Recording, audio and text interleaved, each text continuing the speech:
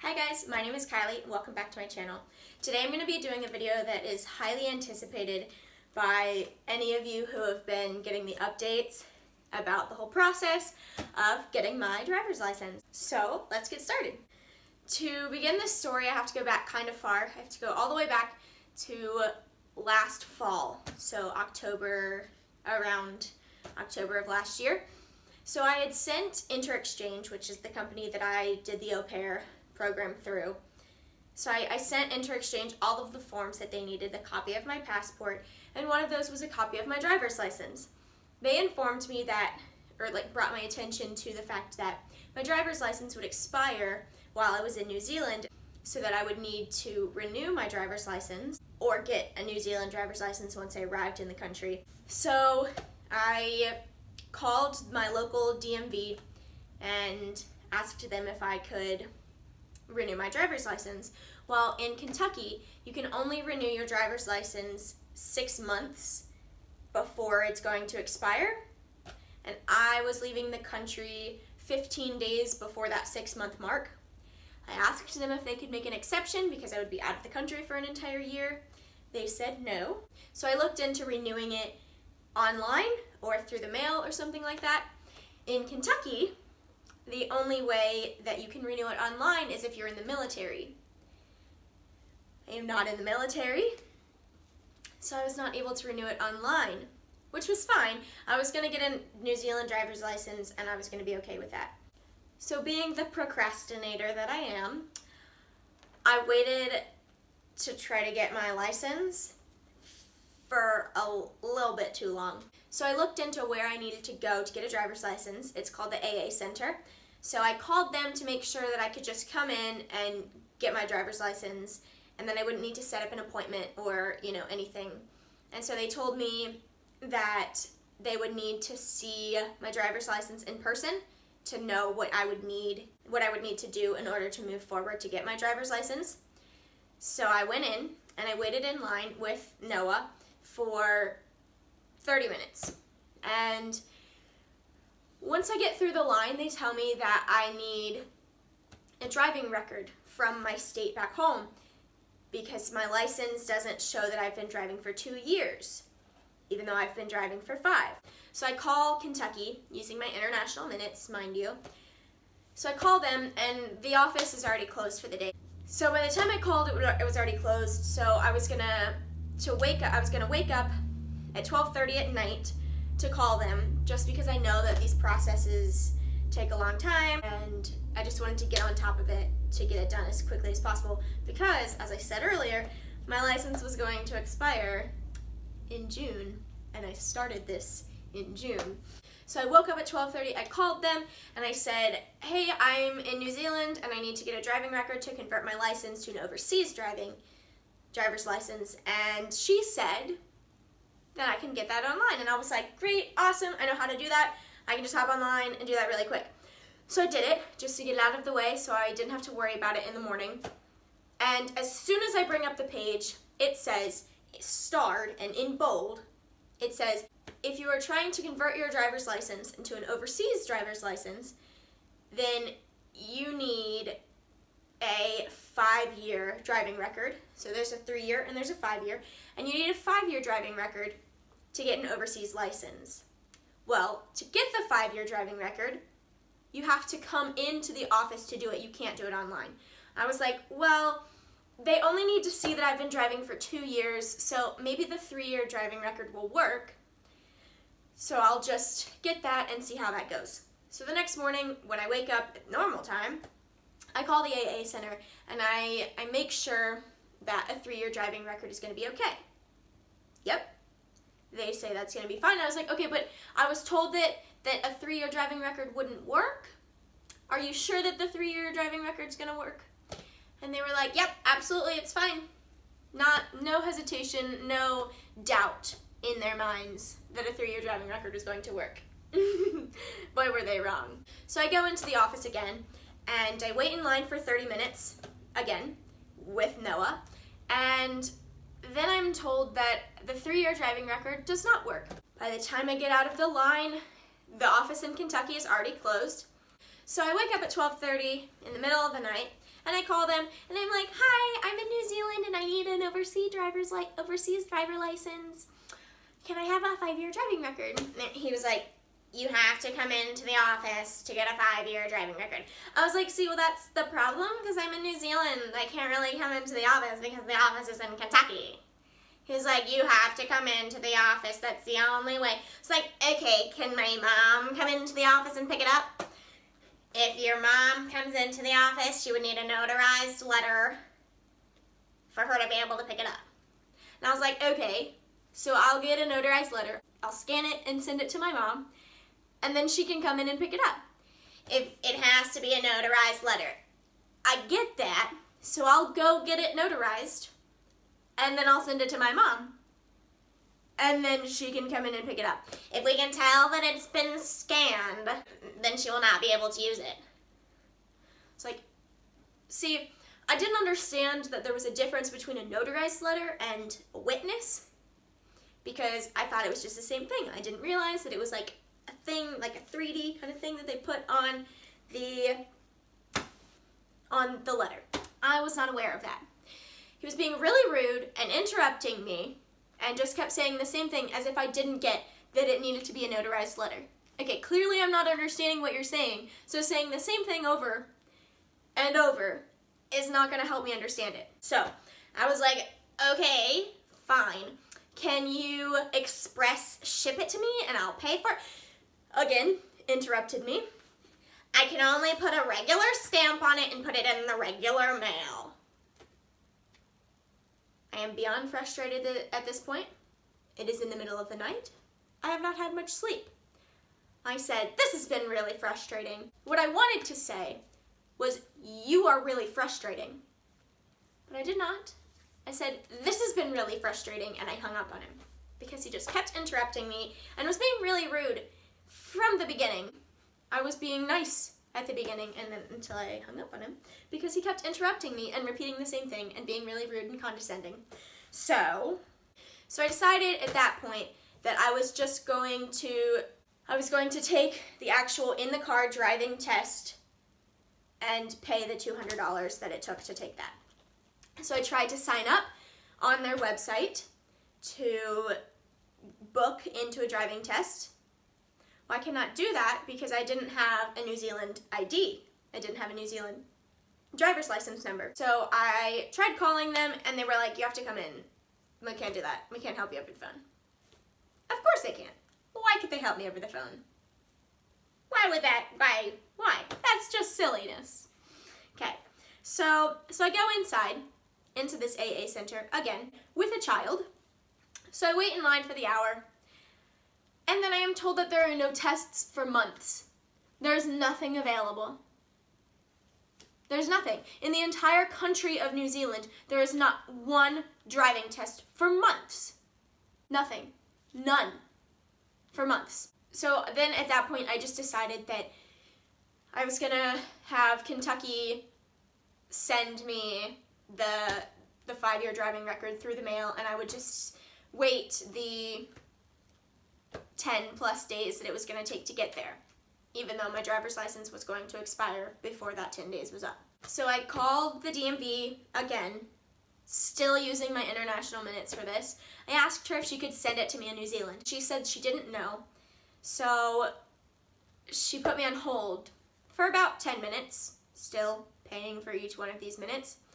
And she came back saying that if I wanted them to send it to me in New Zealand, that I would have to have a handwritten note that says that they can send it to me at my address in New Zealand, and I would have to give them a prepaid for stamp, like a prepaid for envelope. So I was like, this is ridiculous. Can you just send it to my house? Which isn't really different than having my mom come pick it up. I'm obviously not at home. They know this because I'm trying to get them to send it to me in New Zealand. Yet they can send it to my house, but they can't let my mom pick it up. Like, I kind of get it, but also it's the same thing because my mom opened it for me.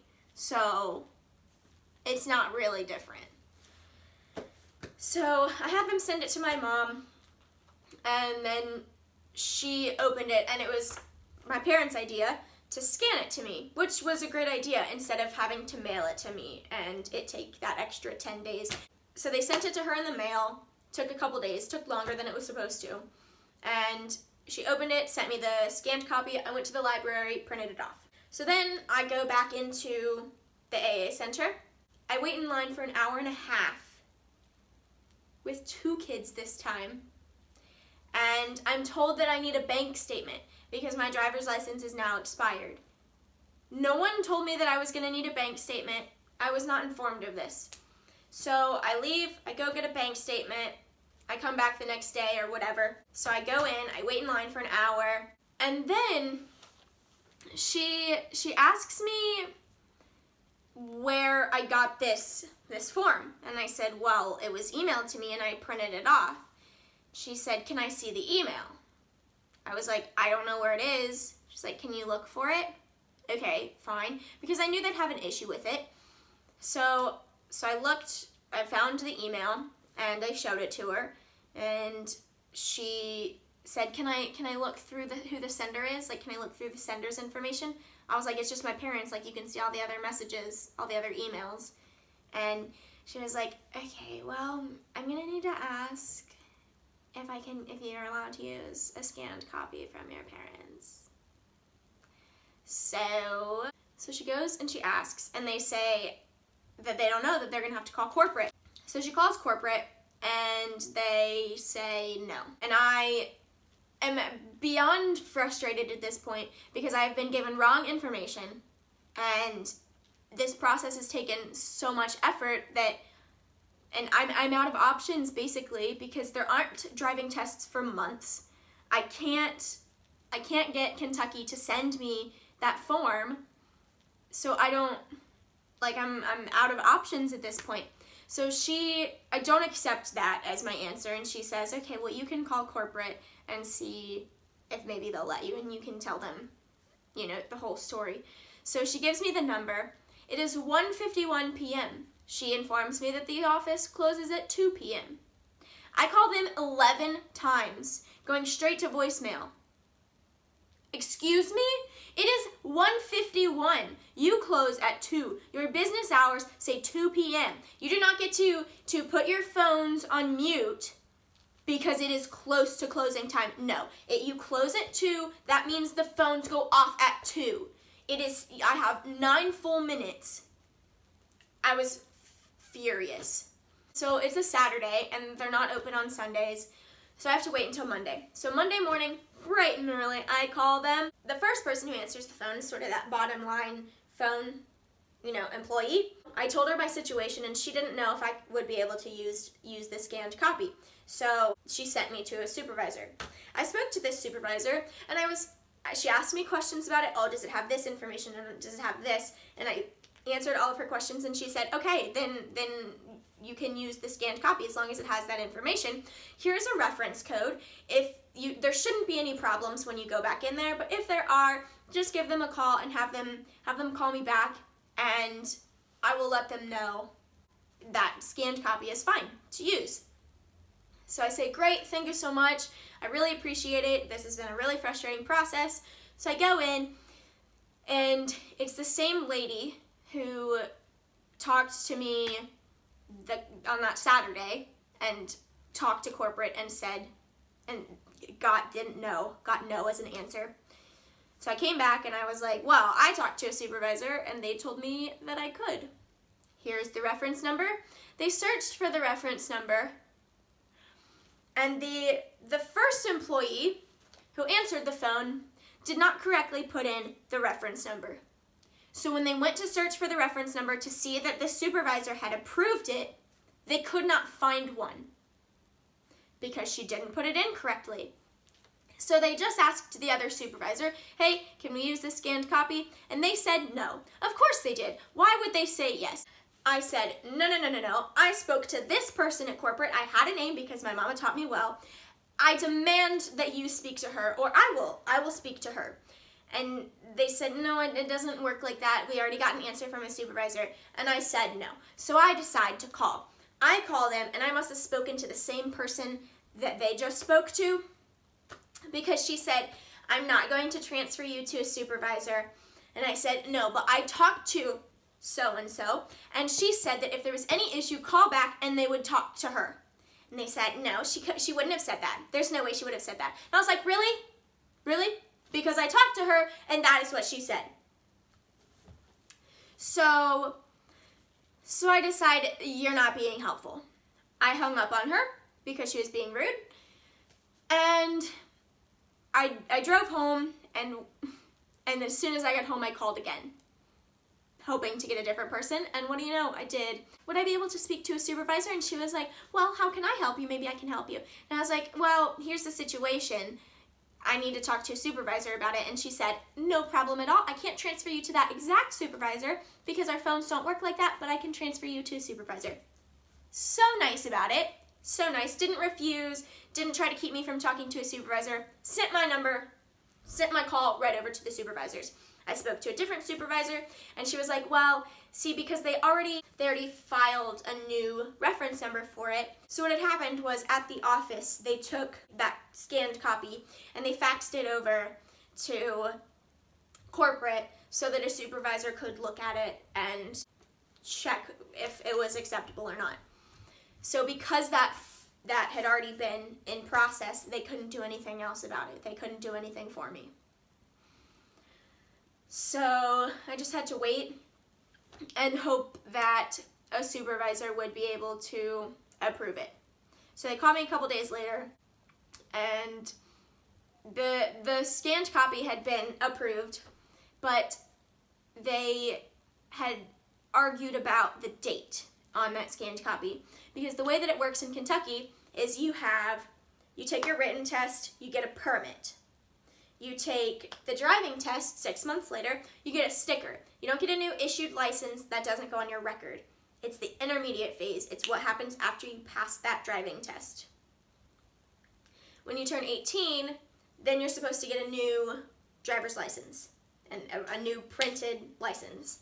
Well, because it says on there, permit issued 2014, and then it said begin intermediate phase.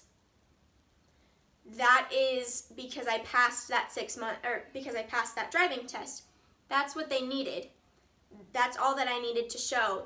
But because the phrasing didn't say license, it just said begin intermediate phase, they wouldn't accept that as the date. So they would only accept the date that was on my actual driver's license, which doesn't show that I've been driving for 2 years. So that she told me that she understands that the laws are different, but that if I wanted that date to be accepted, that I was going to have to get a note from the DMV in Kentucky saying that that is equivalent to what New Zealand needed. I decide that at this point it's not worth it, because I've already talked to Kentucky several times, and they've been completely useless and not helpful at all. And there's no way that that one employee is going to write out a note saying, AA Center, hello, it's the same thing, accept it please, so that this girl can stop calling us. There's no way that an employee was going to write that out for me. So I just waited until my driver's license had passed the issue date, showing that I have in fact been driving for 2 years. It was only about 15-ish days that I needed to drive until it passed that date. So it finally passed the date. I went in to the office. I had all of my forms. I was very smug because I finally got my driver's license, and they gave me a paper copy until my license had been printed and issued, which would be sent to me in a few business days, and what do you know, it was. So now I officially have a New Zealand driver's license. After months of hard work and stress and crying and sleepless nights because I was waking up at 12:30 to call and not being able to fall back asleep because I was stressed, I finally have a New Zealand driver's license. And I can finally stop illegally driving. So I hope that you enjoyed this rant of a video, and I will see you in the next one. Bye!